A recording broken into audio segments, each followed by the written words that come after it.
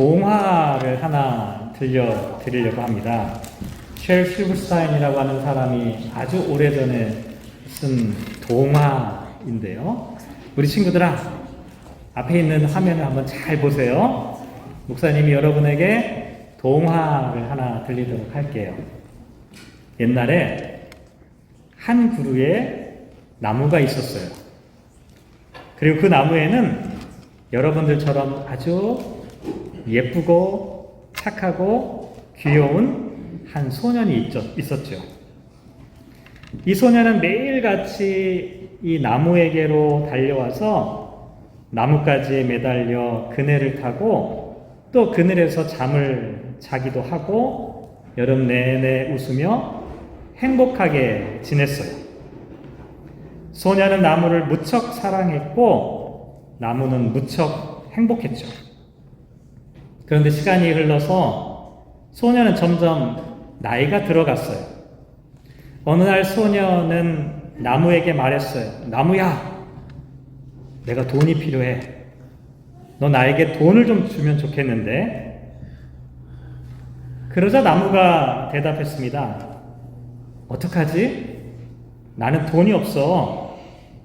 대신 나에게 있는 것은 사과 열매와 나뭇가지와 잎사귀 뿐이야. 아, 좋은 생각이 났다. 이 사과를 시장에 팔면 너는 돈을 얻을 수 있을 거야. 소년은 그 얘기를 듣고 그렇게 했어요. 나무는 그 모습을 보면서 너무나 행복했죠. 하지만 얼마 지나지 않아서 소년은 다시 나무에게 찾아와서 말했어요. 나무야, 나도 이제 어른이 되었어. 집을 지었으면 좋겠어. 집이 필요해. 어떡하지? 나는 너에게 집을 줄 수 없어. 내 집은 이 숲이거든. 아, 좋은 생각이 떠올랐다. 내가 많은 가지가 있는데 이 가지를 잘라서 너는 집을 지을 수가 있을 거야. 소년은 그 말을 듣고 그렇게 했고요.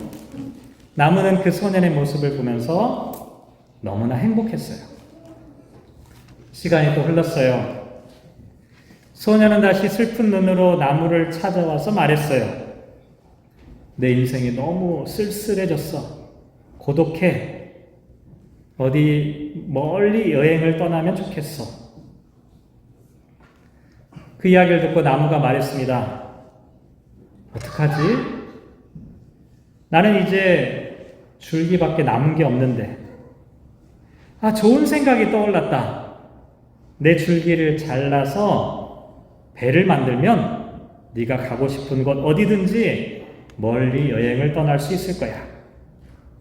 그 이야기를 듣고 소년은 나무의 줄기를 잘라서 배를 만들었어요. 나무는 그 모습을 보면서 너무나 기쁘고 행복했죠. 몇 년 후에 소년이 다시 돌아왔을 때 나무와 소년은 다 나이가 들었습니다. 나는 너에게 더 이상 해줄 게 없네. 나는 이제 낡은 구루터기만 남아있을 뿐이야. 그러자 소년이 또 이렇게 말합니다. 나도 이제는 필요한 게 많지 않아. 그저 쉴 수 있는 조용한 곳이면 돼. 그래? 잘 됐네. 그러면 나의 구루터기에 앉아서 쉬어. 나무의 말을 듣고 소년은 그렇게 했습니다. 그 모습을 바라본 나무는 너무나 기쁘고 행복했죠. 자신의 모든 것을 아낌없이 소년에게 나누어 준 이 나무는 과연 어떤 나무일까?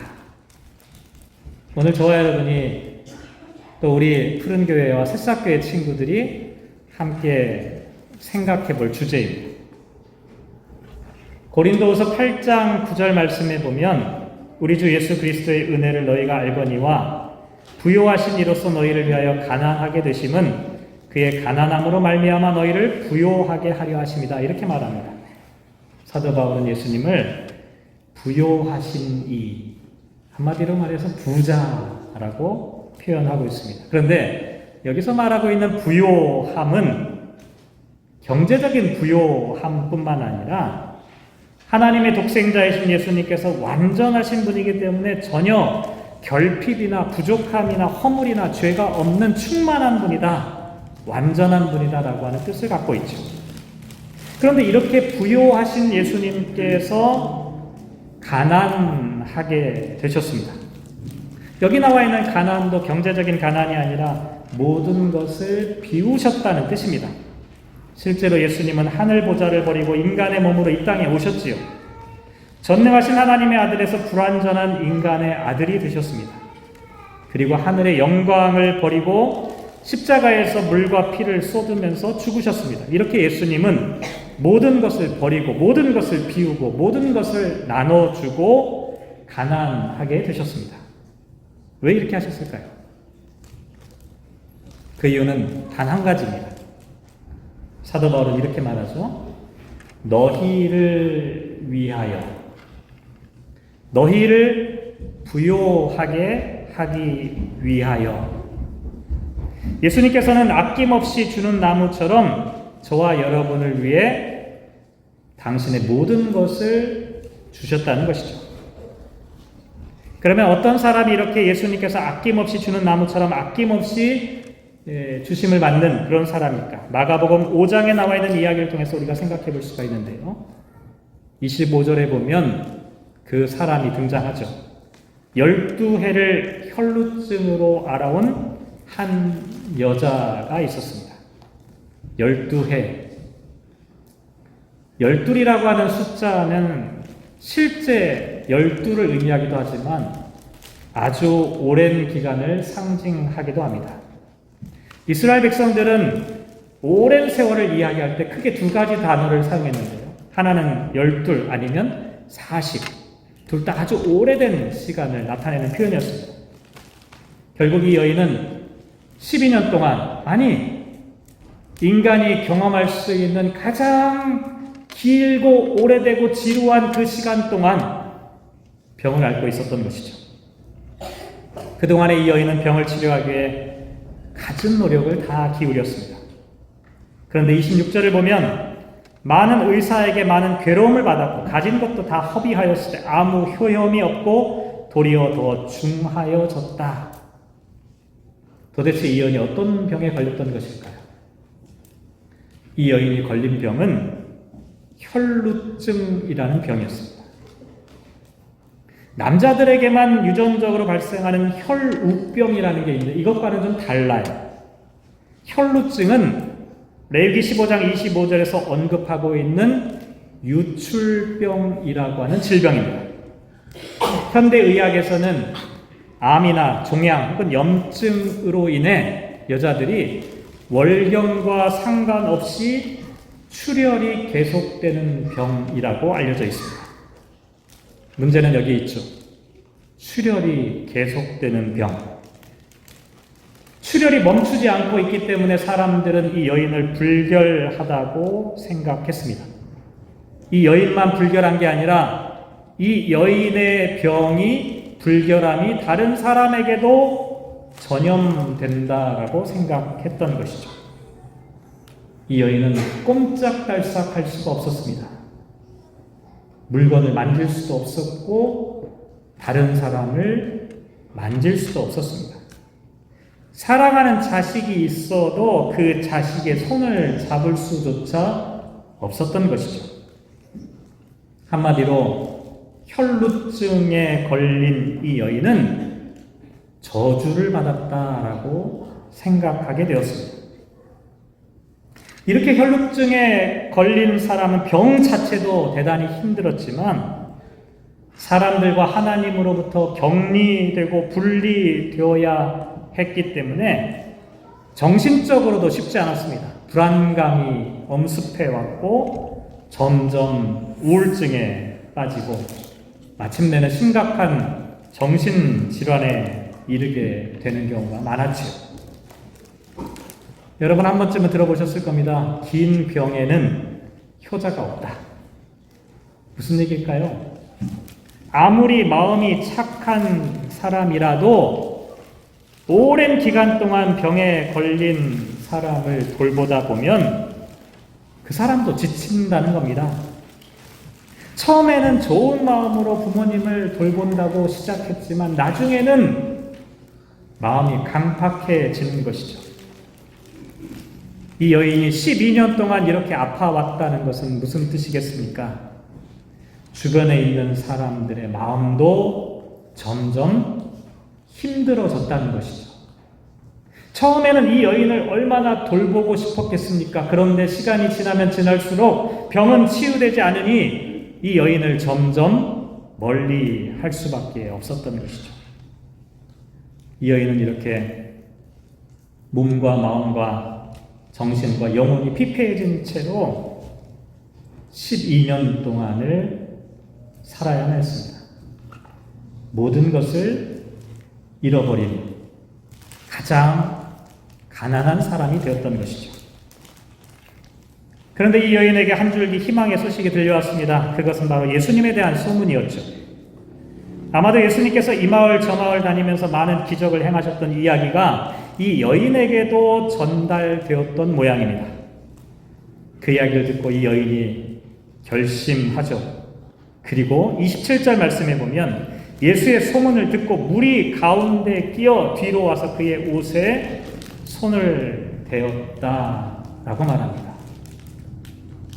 그런데 놀라운 일이 벌어졌죠. 이 여인이 예수님의 옷자락에 손을 대자마자 예수님의 능력이 이 여인에게 전달되었습니다. 그래서 예수님은 깜짝 놀라서 31절에 보면 누가 내게 손을 대었느냐라고 물으셨습니다. 놀라운 일이 아닐 수가 없습니다. 조금 전에도 설명드린 것처럼 이 여인은 혈루증에 걸렸습니다. 피가 그치지 않는 겁니다. 만지면 오염된다고 사람들이 다 도망갔습니다.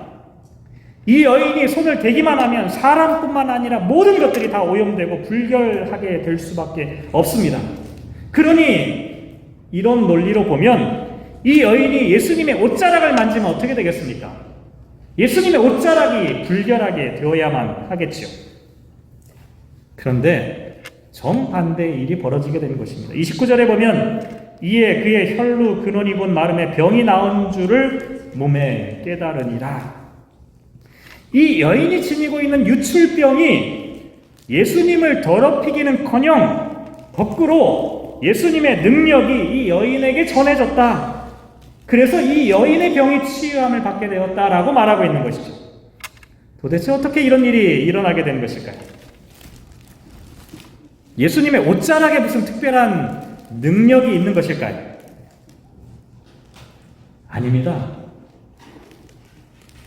예수님의 옷자락이나 예수님의 몸 자체가 어떤 신비적인 능력을 갖고 있는 것은 절대로 아니었습니다. 왜냐하면 31절 말씀 한번 잘 살펴보세요. 거기를 보면 이렇게 이야기합니다. 제자들이 여짜오되 무리가 에워싸 미는 것을 보시며 누가 내게 손을 대었느냐 물으시나이까. 당시의 상황은 많은 사람들이 예수님 주변에 몰려 있었던 것입니다.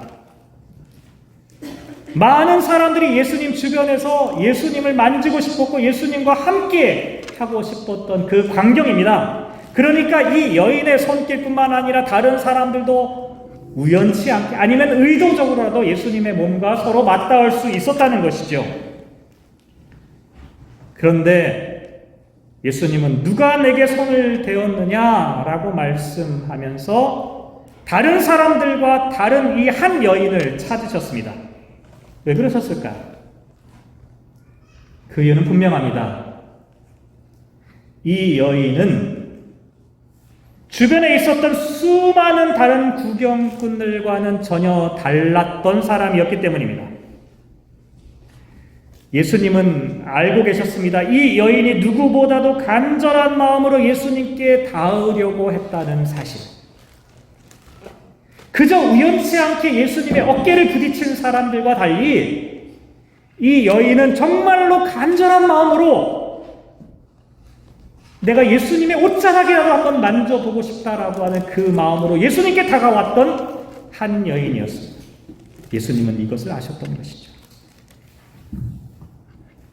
예수님과 함께 있었던 수많은 구경꾼들이 예수님의 몸에 손을 대기도 하고 예수님의 옷을 만지기도 하였죠. 하지만 그들은 아무런 능력과 기적을 얻지 못했지요.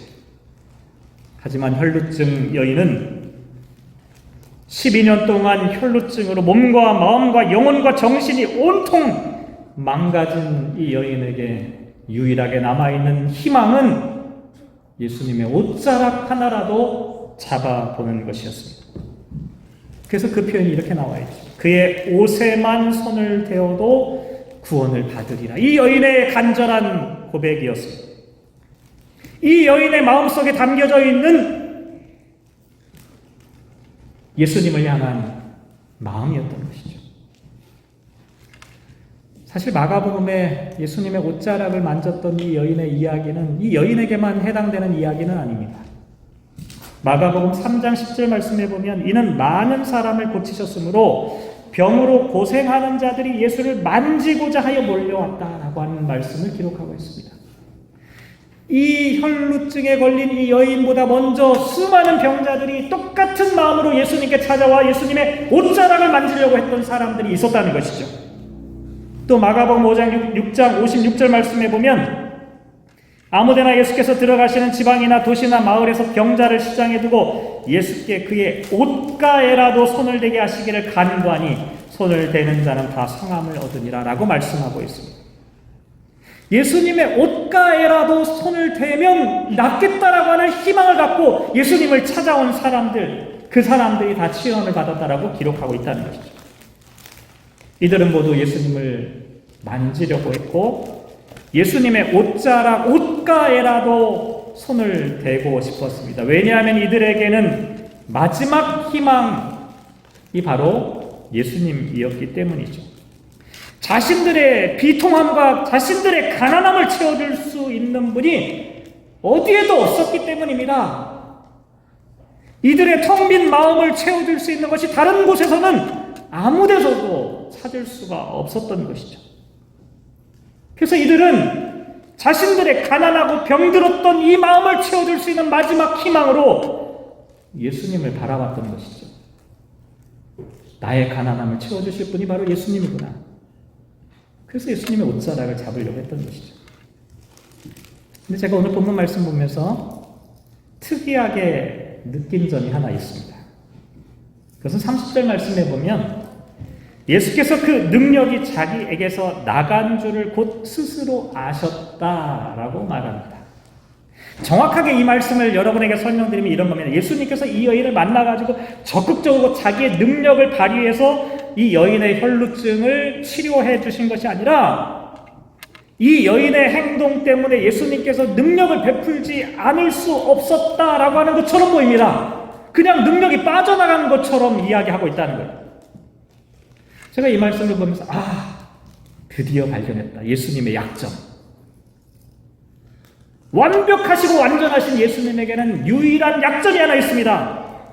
그게 뭔지 아십니까? 오늘 본문에 나와 있는 이 여인의 모습입니다.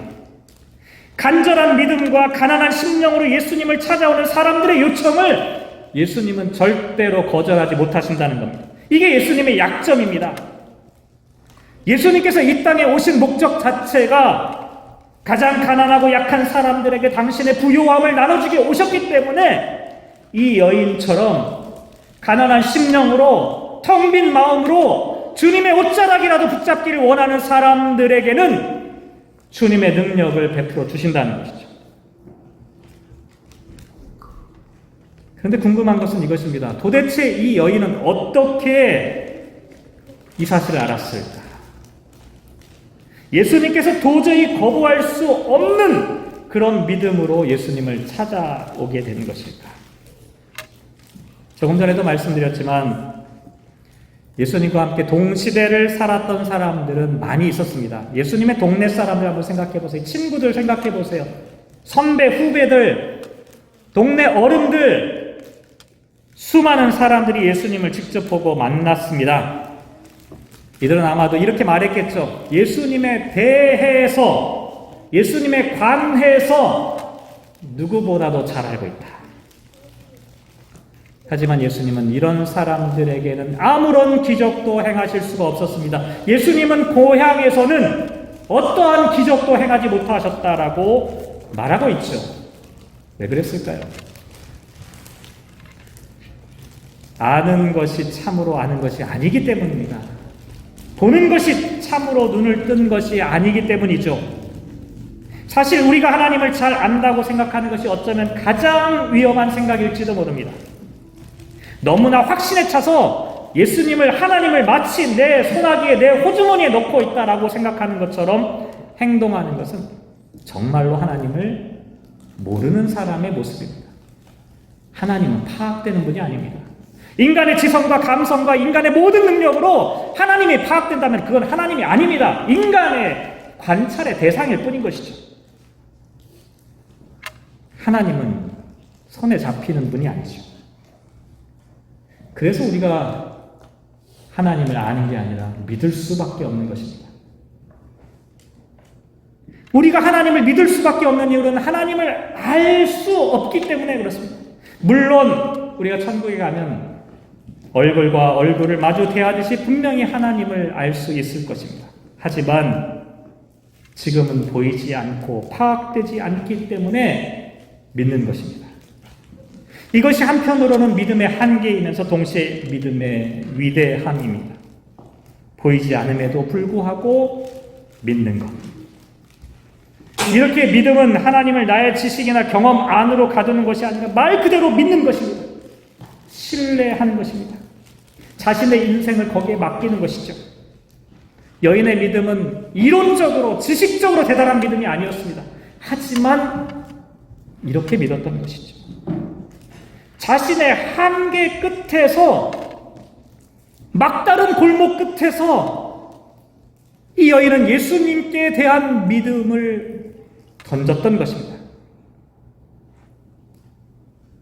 그래서 예수님은 이 여인에게 아낌없이 주는 나무가 되었던 것이죠.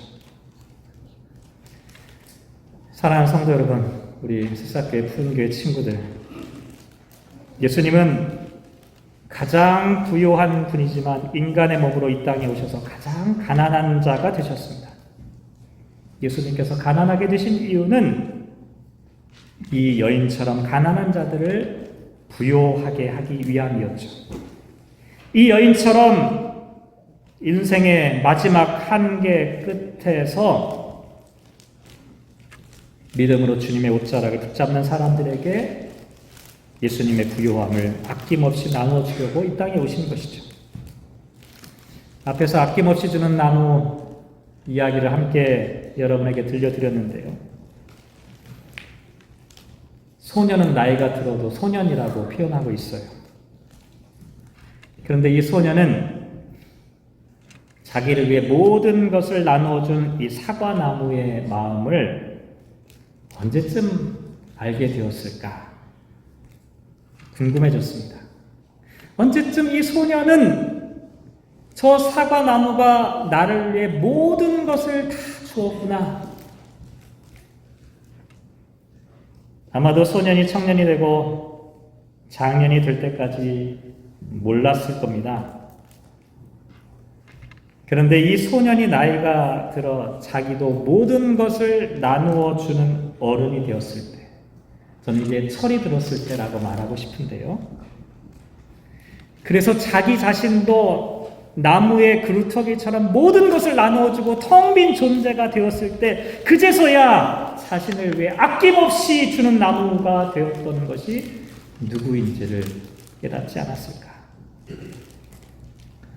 저와 여러분은 모두 한 그루씩 이상의 아낌없이 주는 나무를 갖고 있는 사람들입니다.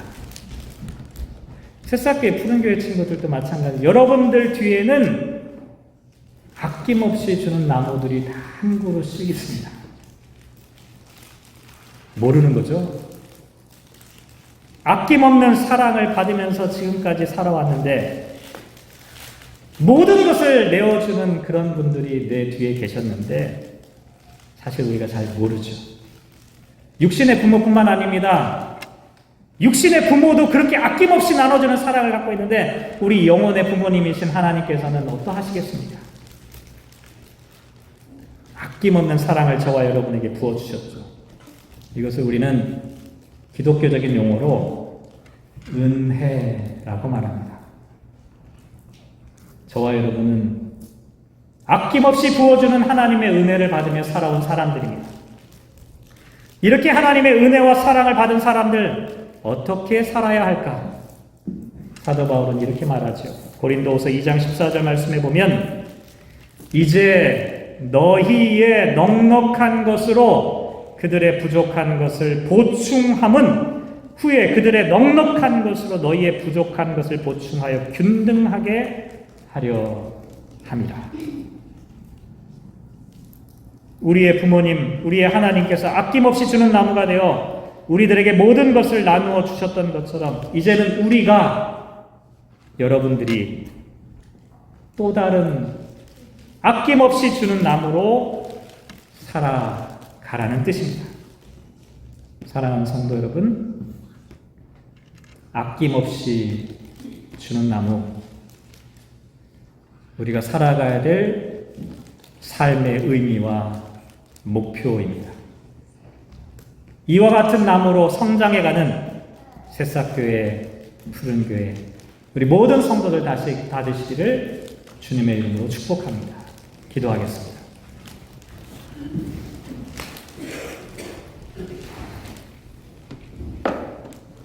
하나님, 우리는 너무나 어리석어서 잘 몰랐습니다. 당연히 나에게 주어지는 것처럼 생각했습니다. 내가 필요하면 마치 자동 판매기를 두드리는 것처럼 저절로 주어진다고 착각했습니다. 하지만 우리가 그것을 얻기까지, 우리의 가난함을 채우기까지 누군가는 땀을 흘리고 고생을 하고 힘든 시간을 보내어 얻어진 것들을 사랑이라는 이유 때문만으로 아낌없이 주어진 것이었습니다. 하나님, 우리가 아직 철이 들지 못해서 이와 같은 주님의 사랑을 깨닫지 못할 때가 참 많이 있습니다. 하나님, 우리도 아낌없이 주는 나무가 되게 하여 주십시오. 우리도 주님 닮은 나무가 되어서 이 세상에 간절한 믿음과 소망으로 주님을 향해 옷자락이라도 부여잡으려고 했던 이 여인과 같은 가난한 사람들, 텅 빈 사람들에게 우리가 지니고 있는 작은 것이라도 함께 나누는 사람들 되게 하여 주십시오.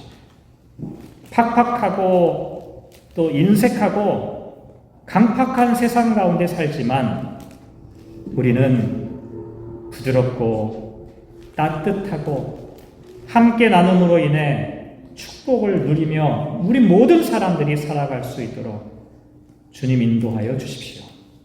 우리가 살아가는 세상이 그러한 세상이 되기 위해 우리를 아낌없이 주는 나무로 인도하여 주십시오.